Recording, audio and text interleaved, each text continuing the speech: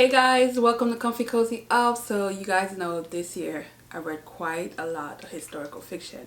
It is one of my favorite genres, and I just wanted to run down the ones that I've read and talk briefly about some of my faves, and just to show you guys some of the historical fiction that I think maybe you should pick up. I would have to say none disappointed me. I learned a lot from, even the eerie ones that I never would have thought that I was able to look up information and learn so much more about the era that the book was in, and also some of the things that they talked about in the book. So we're gonna start with one of my favorites, which is The Yellow Wife. And what I liked about this, what the author did, was she took bits and pieces of real life properties, historical homes, and also history of certain schools that are sitting on grounds of things that happened, and she used that to create this story. It is a gripping story. It's one of the most emotional reads I've had this year. It literally had me silence after I was done, because I was just so amazed by the struggle of the character and the brutality of what the character had to go through. So I'll talk more about it, might be, but I have a full review of these books. So a lot of these books I will leave the review in the review in description, so I don't go on because it's a lot. Then I also read The Address. Now The Address is another one that is a mystery, but it is a historical fiction that goes with the past and the present. What I learned from this historical fiction that I never even knew about was the asylum that they used to put women in New York City.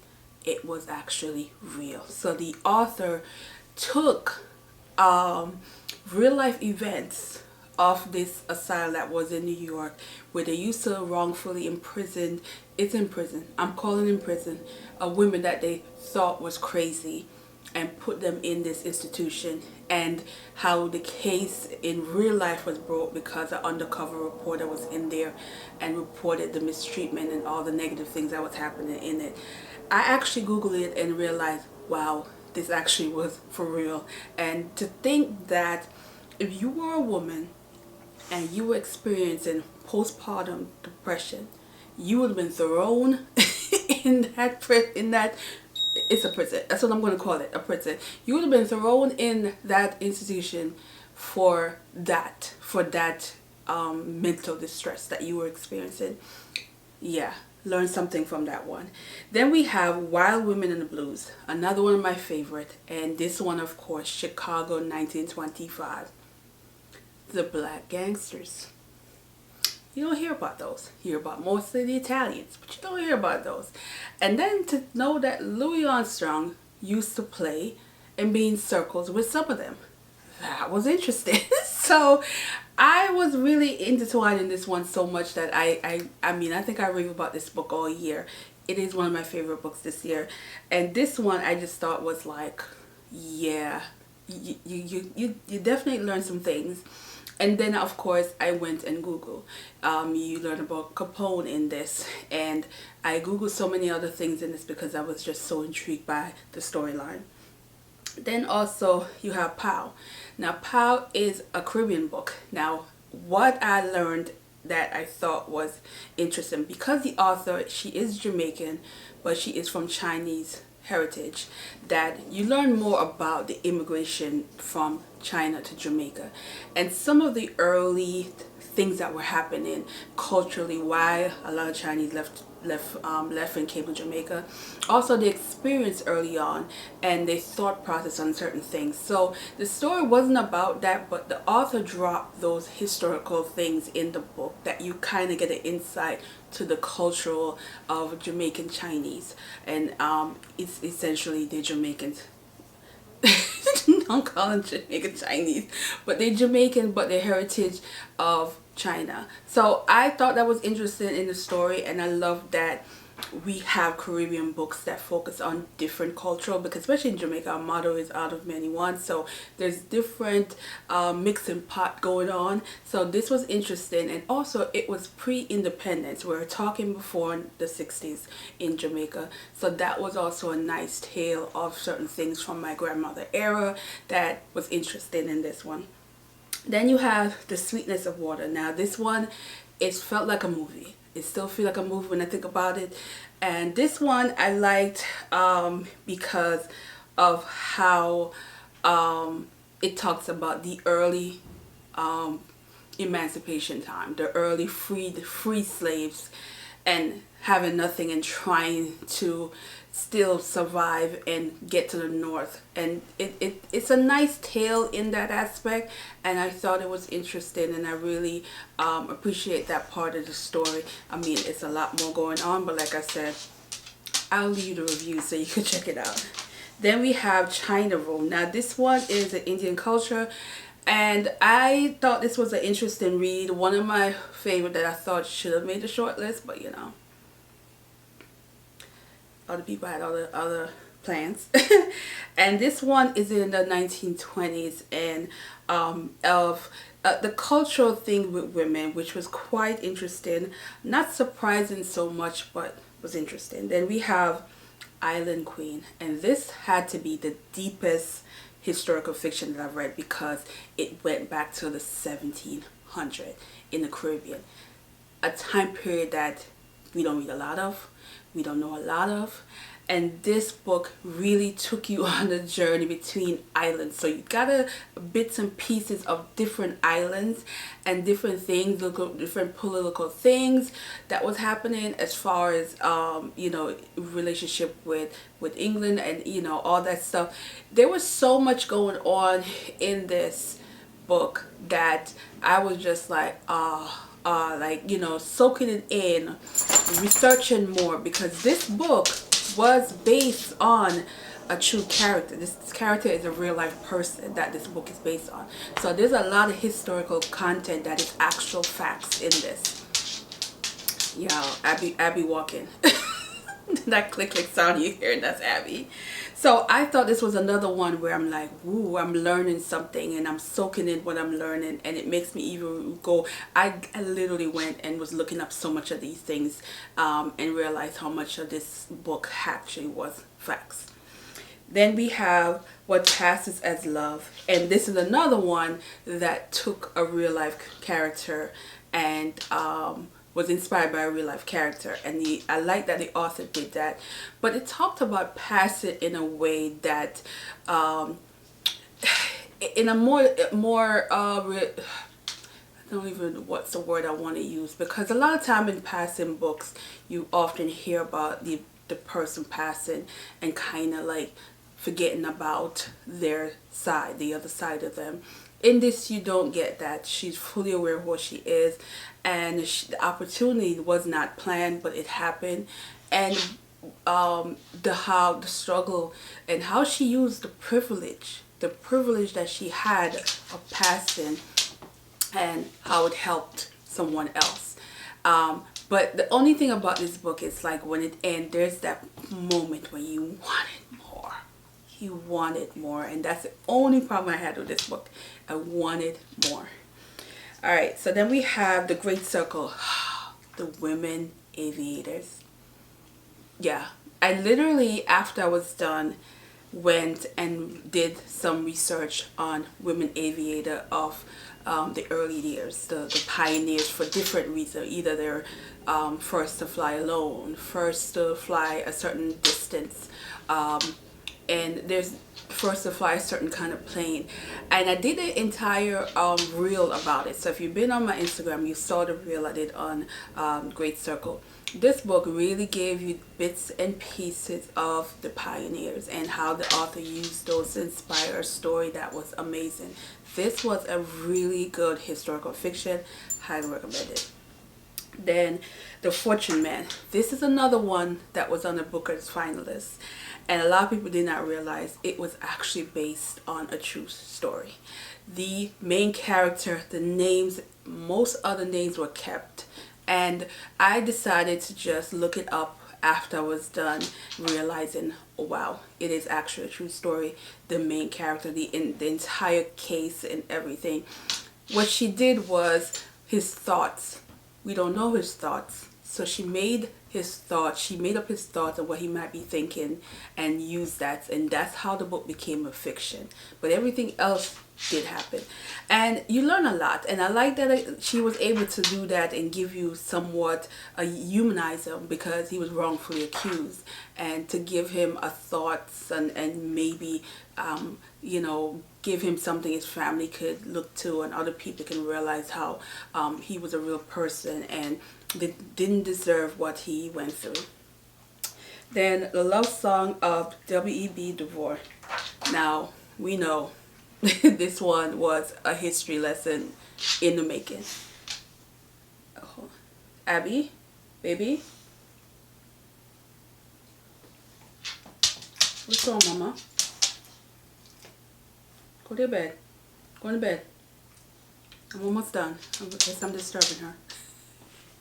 So, this was a history lesson. This is taking you back to the days of before the states were even states, and the culture of Native Americans and of black people in this country, and the struggles and the different generation and certain political leaders and revolutionary people, and it gave you a history lesson. It really dig deep. It is a chunky book, but I thought it was worth reading, and I will definitely recommend that if you didn't pick it up this year, you pick it up next year and take your time with it and be in the moment because it's an experience. That's the best way I could sum it up, an experience. The final revival of Opal and Nev. This is another one that I felt was the music, and the whole idea of what some women went through back then, and the audience and the treatment you got from the record company if you weren't a white male, and also that desire to be a star. And it is a complicated book because of the main character dig into the past, and the past of this woman who's much older now, and you know, giving her bits and pieces of her life. The more she's discovering things that were just wrong, and also things that the main character had to come to grip with and needed to come to grip with, and how it happened gave you some bits and pieces of the similarity even with now, that even all these decades a lot of things haven't changed, especially to do with concert. And this one really hit the nerves with some of the recent events in the news with concert. So another one that I thought was interesting. So then we have Wild Rain. So this is a romance. This is Beverly Jenkins doing her historical romance, and I love this because she really shows how women were back then, the roles women play in romance, and also the expectation. And this one I really enjoyed because the main character was not the norm. She went against everything that is expected of her as a woman, and how she still was able to find love on her terms, on her desire, and without the influence of what is expected as a woman. You gotta love Beverly Jenkins. Now this is All the Ones. Oh, The Old Drift. Forgot all about that one. That one was an actual difficult book. It is a beloved book by a lot of people. I read this in the summer. This one does give you multi-generational things that's happening. It goes way back as well. And so you get cultural changes over the centuries. Yeah. Abby. You get cultural changes over the centuries in this one, and it varies in the lessons and within the past and the present. And I struggle with this because of how I wanted things to be. Yeah, I am that kind of reader. This one was a struggle for me. I thought it was a good book, but there's certain things about it that I was not a big fan of, especially the second half of the book. The first half grabbed me, and then the second half was just a bit of a struggle. So that's how I would put that book. And so yeah, and that's pretty much all the books on my list, which I thoroughly enjoyed. Oh, I did skip one. The Promise. The Promise, the book of winner, one that I selected. Yay. If you saw my reaction video, I was very happy because I predicted this one. And this one is this is apartheid era and after. So you're getting a lot of the 80s and 90s. And I like this because historical wise is you get to see how differently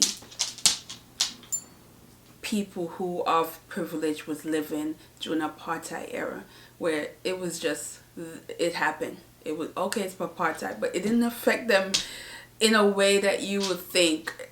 It was just like, they were just life, their family drama, and things that were happening was more of the consumes that you even as you read and you have to remind yourself, this is apartheid era, just to think of what the Black South Africans were dealing with.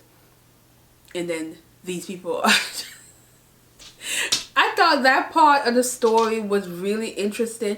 This is an amazing book. I'm just gonna let you know for other reasons beside that, but that part of the story really got me a little bit like wow, like.